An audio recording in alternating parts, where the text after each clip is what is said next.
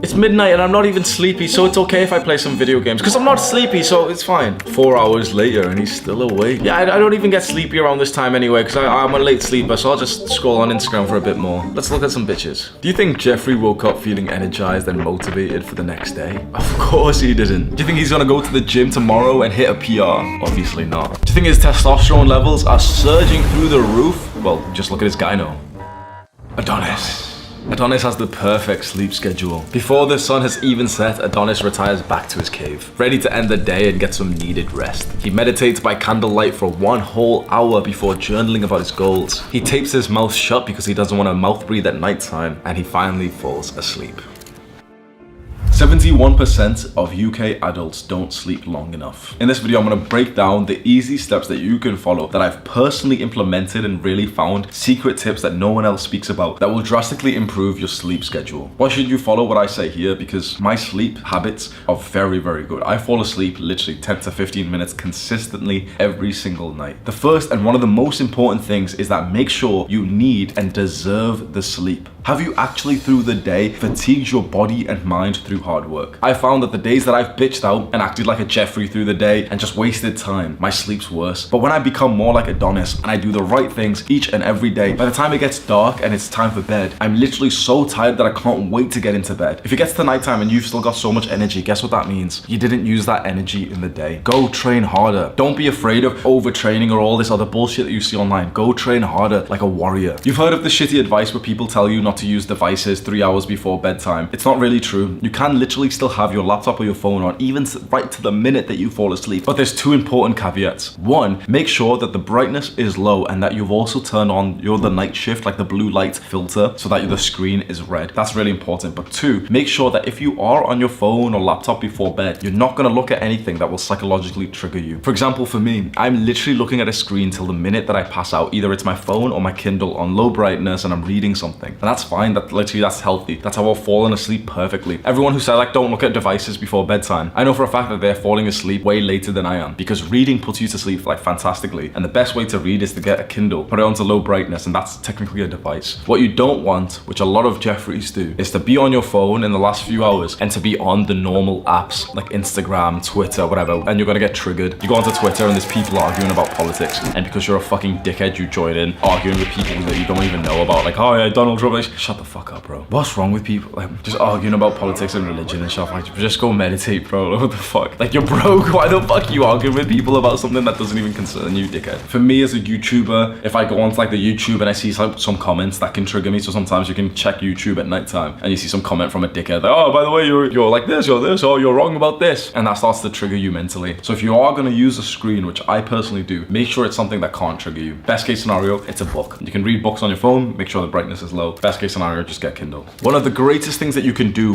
which is pretty difficult for a lot of people, but if you've got a lot of money, you'll be interested in this. Make sure that your room and the bed is absolutely the perfect temperature. Now, most people need to reduce the temperature of the room by a few degrees, and it's different for everyone, but I think it's roughly about 16 to 18 degrees Celsius for most people to sleep better. We're supposed to cool down first and then we fall asleep. Now, the issue is that you can have air conditioning. You can have a fan like I've got let me show you. Sam's sleeping in my bed, but I've got a fan right there. Boom, I've got air conditioner way up there. And those are nice, but guess what? They're still not enough. If you want to perfect your sleep, and not just improve it slightly, but perfect it, what you need to do, which you're going to hate me for because it's really expensive, you need to save up over an entire year or so, or however long it's going to take you, to save up a few £1,000s to get a very high level thermo-regulating, like this electronic device that will perfectly heat or cool your bed to the perfect temperature. Now, this is so extreme that there's no point me talking about this, because literally 99.99% of people will never buy this, and they'll think like, wait, I'm not spending £2,000 on a mattress thing. That's a rip-off. Nothing is a rip-off for your sleep. There's no price tag that's too high for your sleep. This should be like, if you really want to be like fucking top tier man, and you like really want to aspire to listen to my advice and to improve yourself, this should be one of your goals. Save up roughly about $2,000, however long it's going to take you, so that you can buy one of these products. There is the 8 Sleep Pod cover. There's the Sleep Me Chili Pad. You can find these. Some of them are like $700. Some of them, the best one is the 8 Sleep Pod 3 Pro mattress cover, or whatever, that's about $2,000. It's really expensive, so you might be getting pissed off, oh, I can't afford it. It's a very worthy goal to reach for. Maybe it'll take you 2 years, maybe it'll take you 6 months. Whatever it is, I would add that to your goal page because that's a really nice product to buy. Just one of these products alone will improve your sleep by 20-30%, which essentially means that you are 30% better at your work, which is fucking huge. If you want to destroy your competition, get a good night rest. And a good way to do that in terms of spending money, buy one of these expensive products that literally perfectly heat or cool your bed. The one that I had in the UK was the 8 Sleep Pod 3 mattress cover, brilliant. And the one that I have here in Dubai is the Sleep Me Chili Pad Ula, some bullshit like that. It's like 2K. There's another thing you could do that most people just struggle with. This is so easy to just fix, bro. Just go to bed roughly at the same time every day and wake up roughly at the same time every single day. Simple as that. Most people don't want to follow this advice because they like having, or not so much that they like, but they allow disruption and chaos into their schedule, which shows that they don't really respect themselves. You should be able to create order in your household. If you say to me like, oh, but some nights I can't sleep because I've got to work, I'm just thinking like, what kind of work are you? Like, fair enough if you're in some emergency or some shit, fine. But you should be able to control your schedule so that you can go to sleep at the same time every night and wake up at the same time every day, including weekends. Don't bullshit, bro. There's no such thing as a weekend. Weekends are a modern fucking construction. There's like, humans don't have that shit. It's literally you wake up at the same time, you go to sleep roughly at the same time. So you want to know the perfect sleep schedule. It's not waking up at 4 a.m. or 5 a.m. or 6 a.m. You want to know the real perfect sleep schedule for you, which is so anticlimactic, and your ego's not going to like this because you would have loved to wake up early. The perfect sleep schedule for you is the one that you could maintain for the rest of your life. What is a reasonable time that you could get into bed every single day for the rest of your life? No bullshit. No, like, oh yeah, it's 7 p.m. I could wake up really early for some parts. No. What time could you go to sleep every single day for the rest of your life? It'd have to be reasonable. For me, maybe it's about 9 to 10 p.m. For a lot of other people, it'll be 11 or 12. You know what's better than the perfect schedule? Like, you know, maybe you'll get slightly better sleep. Like, there's research that shows you'll get better sleep if you go to sleep at 10. But guess what? Actually, there's research that proves whatever sleep schedule you have isn't important. It's the consistency that matters more. So whether you go to sleep at 10, 12, 1, you need to figure out right here, right now, no bullshit, what is the time that you could go to bed every single day for the rest of your life? Not taking weekends off, not like, you know, being on monk mode for the rest of your life, not speaking to friends, not being around girls or anything. What is a reasonable time? For me, I'll say 9 to 10. And then what is a time for you to wake up reasonably for the rest of your life? For me, sometimes I like waking up really early. So originally I would have been a dickhead and said, oh yeah, 5 a.m. or 4:30. Could I wake up at that time every single day for the rest of my life? It's a bit extreme. So for me, it's probably 10 to about 6:30. That's what I could follow literally every single day without even needing discipline for it. Once you know that, just be on that schedule, because you know you can do all these little movements. You can pretend to wake up at 4 a.m. for a fucking YouTube video like you see these dickhead YouTubers do. But the best case scenario, you set this schedule and you never change it again for the rest of your life. 10 to 6:30. If that's reasonable for you, set it, never change it again. And then finally, the last thing that you can do, which Andrew Huberman has been posting about so much, and we all need to follow it. As soon as you wake up, go and get sunlight as fast as possible. If you're privileged like me and you live in an apartment, but you've got a balcony, go step out on the balcony. If you live in a normal house or something, go just in your back garden, go in the front garden, go for a walk around your street. Literally just a few minutes. It's better if it's longer, but just a few minutes will drastically change your what's that shit called? Circadian rhythm. Just the shit about sleep, right? Circadian rhythm, that's it. I'm glad you're here, bro. No problem. How's your sleep, bro? Well, Hamza had me up at 6 a.m. this morning, so I'm coping. Not built for this shit, bro.